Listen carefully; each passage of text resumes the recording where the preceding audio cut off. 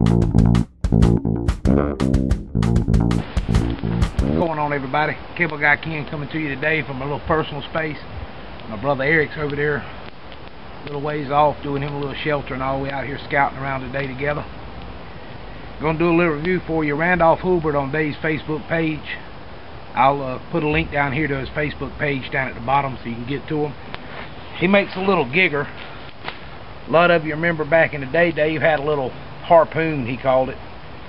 And the guy's since gone out of business and whatnot. You can't find them. But I got mine just on my everyday keychain. Got a little leather pouch comes with it. And the way he's got this designed is when you open the leather pouch, the knife won't come out. You have to push in on the tab, and I'll give you a close-up of that in a minute. But it's a lot like the little harpoon that Dave used to sell. Doesn't have any markings or anything like that on it. This is just a straightforward little tool. It's good for a lot of little small work. Of course, you can put it on a spear point. I'll be doing that here in a minute. I'll be lashing it and showing you how it could work as a spear. You got a sharp little point back there, so as it goes into something, it's going to grab it, and you ain't got to worry about your fish getting off or anything like that. You could also use that for pulling down limbs and stuff. If you need to harvest some berries or something, they're up a little high, you could use that little hook to pull that limb down where you can get to it. It does come plenty sharp enough. You can see your little thumb will fit in that little hole there. It comes plenty sharp enough to do small work. Even if you wanted to come in and do some notching, you needed to make some traps or something like that, you can cut you a notch right quick in a hurry with it. I've cut it around my hand like that, just let it rest on my finger. And if you're going through collecting grasses and stuff like that, you can grab that grass and just yank up, and that blade will cut right through it. And it just kind of sits there on your finger. It ain't going nowhere. If you wanted to, you could put a little lanyard through that hole and loose it around your thumb so it ain't going nowhere. Make it real great for skinning. Now my fat fingers won't quite fit through that little hole good, but if you got little, normal size finger, I wear a size 13 ring on my ring finger, so normal size people, your finger's just gonna fit right through there. Then you ain't got to worry about it going nowhere. It'll always be right there at your hand, so you can get in there and skim with it and such. I want to say, and I'll get Randolph to correct me down here in the comments, and I'll add it down in the description. I want to say he was talking 30 bucks a pop for these with the leather sheath and all.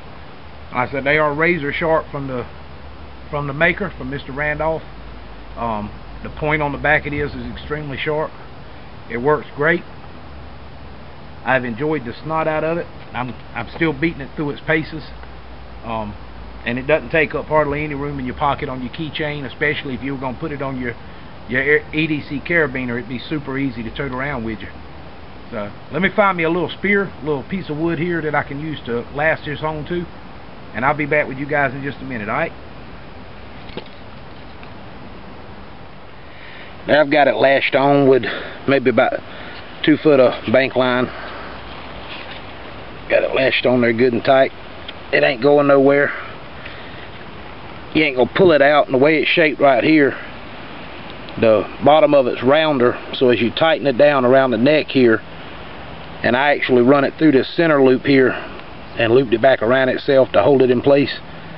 But then as you tighten it up here, this bulb ain't gonna pull out. Now primarily what I'd like to do is run a piece of bank line from this back opening all the way back to the end of the spear, tie it off good here. That way if it does come off the spear, you've still got it in your hand. You've got that line holding on to it. But you can see that gives you a formidable little weapon. Let me back the camera up here and I'll give you a better view. Alright guys, you can see that right there. I got about maybe 5 foot, a little bit less, 4 foot 8, something like that, foot spear. Primarily you want one, a good bit longer, especially if you're going out gigging frogs.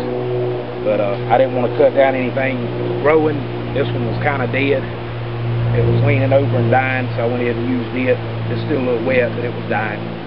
But that'd be how you do it. Unless you've got a good little weapon. You need to reach up and grab some limbs or something. You can grab them, pull them down to you. And it's not sharpened on this back edge. It's got a false edge on it that Get my fire still here. I can show you with that false edge. You can throw sparks with it if you need to. Of course, you can do it with the sharpened edge, but then you run on your edge, and these things are coming extremely sharp. Randy's doing a great job of sharpening them and putting them out for us. As I said, he got it to where it fit my thumb as big as they are. That little notch there, it fits it perfect. So that's it. Figured I'd show you that with y'all. I'm going to try to do one on the Pathfinder spear here in just a minute. Probably use the same piece of wood here. But if I don't, I'll be showing you some views of my personal space. I appreciate everybody watching, and I'll be back with you here in the next one.